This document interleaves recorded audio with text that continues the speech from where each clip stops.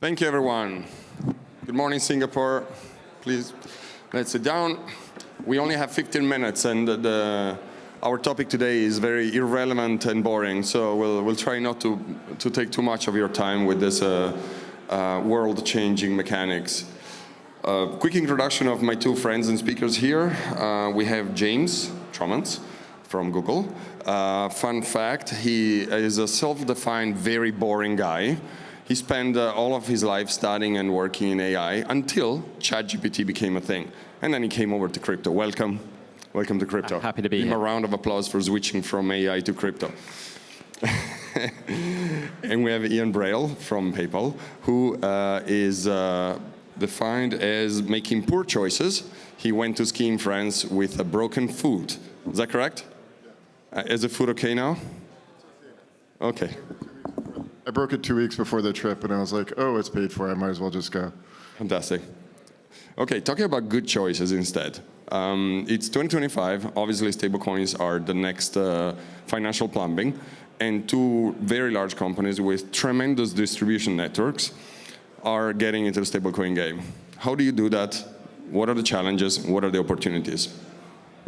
So the challenges for us are how do we enable TradFi as well as our merchants to be able to hold, manage, receive settlements in stablecoin. Right now, when institutions typically receive stablecoins, they will liquidate it immediately and move it to fiat, just because their treasuries don't have the ability to hold that, reconcile that on their books, as well as understanding the tax and compliance policies around this. So our job is really to kind of help build out the ecosystem to make sure that everybody can hold, manage, and create these cycles with stablecoins throughout the ecosystem. Yeah, and from our perspective, we work very closely with PayPal, in fact, to learn for ourselves as Google what it means to work with stablecoins. We actually have a number of organizations within the Google Cloud business that have paid their Google Cloud invoices in stablecoins, USD. They do?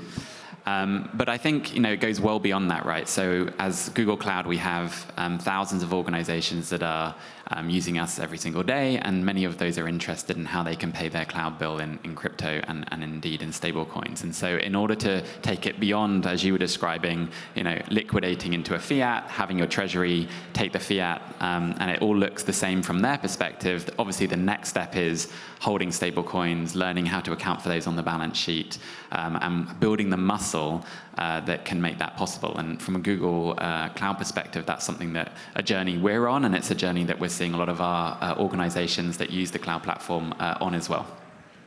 Yeah, so if I can recap this, we are witnessing the tipping point between a first era of stablecoins where it's DeFi-driven, emerging market, solving like dollarization problems, hyperinflation, and a second phase now starting, where instead stablecoins are institutionalized, regulated, and really accessible to any layer of the financial system. And so this is how we're bringing $10 trillion of money on chain.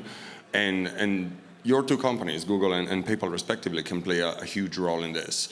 The building blocks of the financial world are now being rewired with stablecoins. It's a lot more modular, it's a lot more disintermediated. So what's really the difference between a global banking corporation and a huge distribution network with stablecoin infrastructure? Yeah, so I mean, one thing I'll say, and the thing that's so interesting about stablecoins is it's not regulated the same way everywhere globally. And so whilst we have clarity in the US with the Genius Act with respect to how to think about stablecoins, that's not true in all of the legal jurisdictions in which Google and Alphabet operates. And so in order for us to navigate this, there's a lot to think about when it needs to be taken one step at a time. Whereas commercial bank money, generally speaking, is regulated the same way everywhere. And so understanding the interplay between how stablecoins can fill gaps alongside commercial bank money is something that I think is very important for us and our customers to consider. But at the same time, when you have a lot of folks interested in this new technology and using it for payments, we want to make sure that we're there for where our customers are, and we want to make sure that we're serving them the best way we can. And yes, obviously, we have a large distribution, but with that comes a responsibility to make sure that we're doing it responsibly, legally, in all of the global jurisdictions where we are. And so we continue to look for regulatory certainty in order to make sure that we can take this forward. And I do wonder, how are banks thinking about this with respect to their own deposits, with respect to what it's going to mean for them. If everyone wants stablecoins, they might not want bank deposits anymore. It's an interesting thought experiment there for what are we going to be doing in 2, 3, 5 years' time, and how is the whole financial ecosystem, including large corporates, going to hang together alongside the incumbent financial system and the new emerging financial system. And so, agree a lot with what James has said. One of the big challenges that we see is how do you get into Europe with a micro-regulation? It's just very, very different than what we're seeing in the Genius Act, as well as there's other countries around the world that have bespoke regulations that are just very different. And so trying to have a legal clarity or a framework that will work everywhere is very challenging for global corporations. One of the biggest benefits that we're seeing is when people want to settle with stablecoins, it takes hours instead of days. We do treasury settlement, and the speed in which we can do this is really quick, and we're not beholden to the banking hours, so this can happen at any time.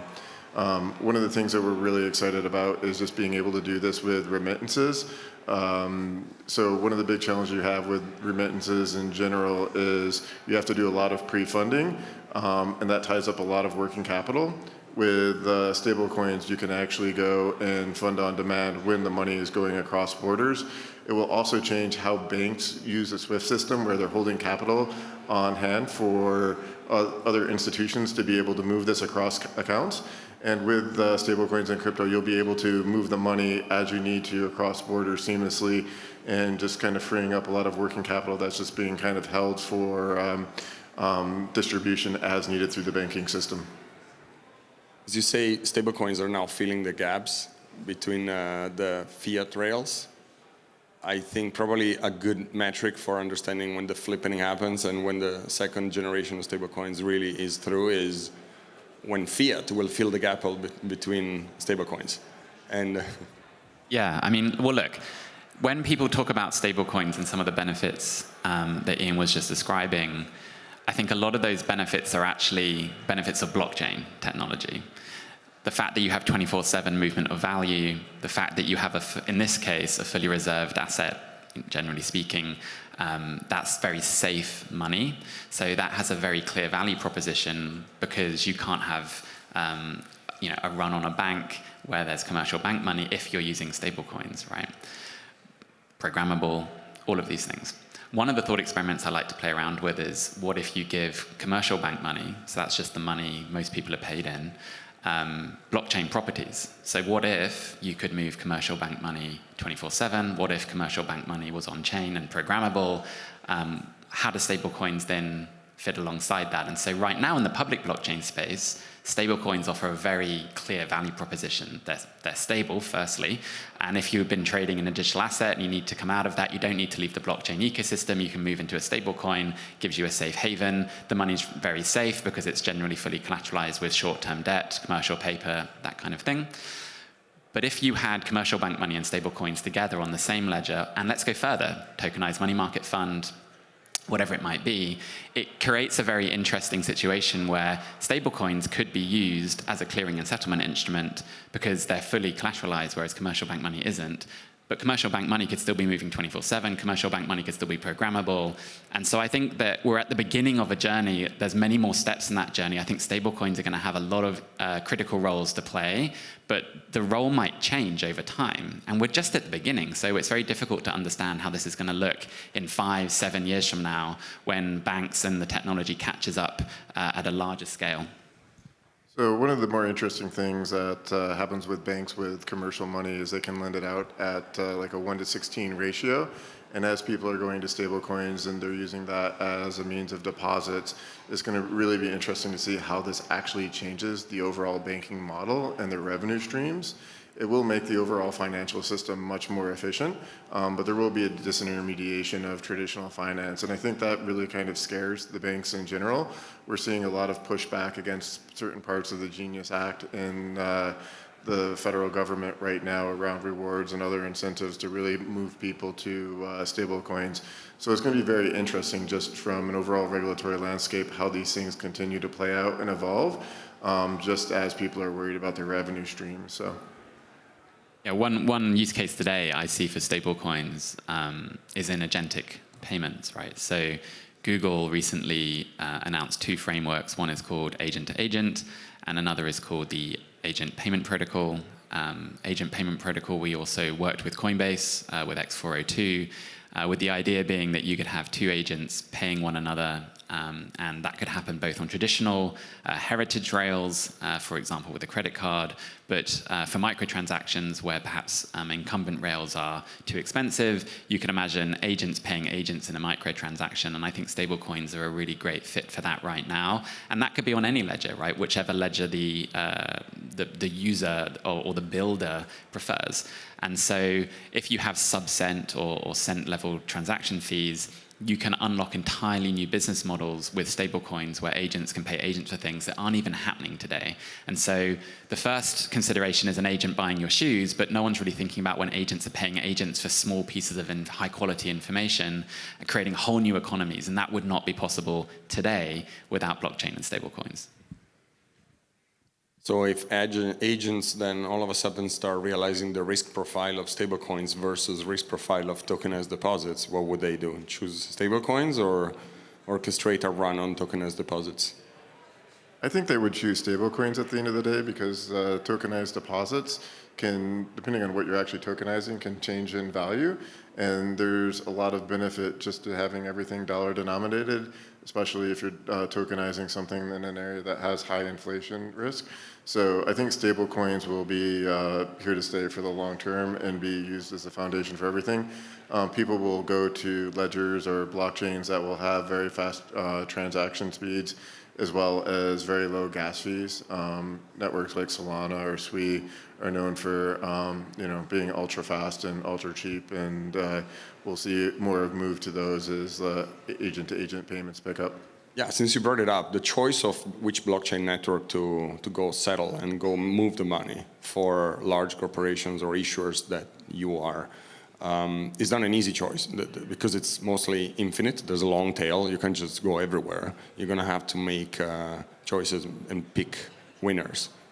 Well, one of the things that we see, which is really interesting, is there's a certain amount of mind share around chains like Ethereum or Bitcoin, which is just trust and a feeling of less risk than some of the smaller, newer networks.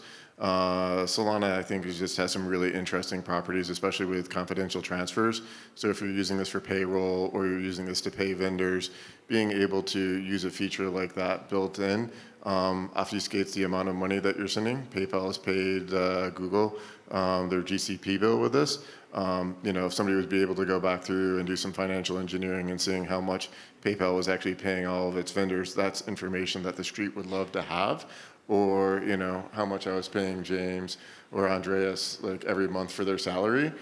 People would love to know what people are getting for their salaries. So being able to make sure that this information is properly redacted is going to be important over time as well. So chains that have these types of features are going to be key for payments use cases.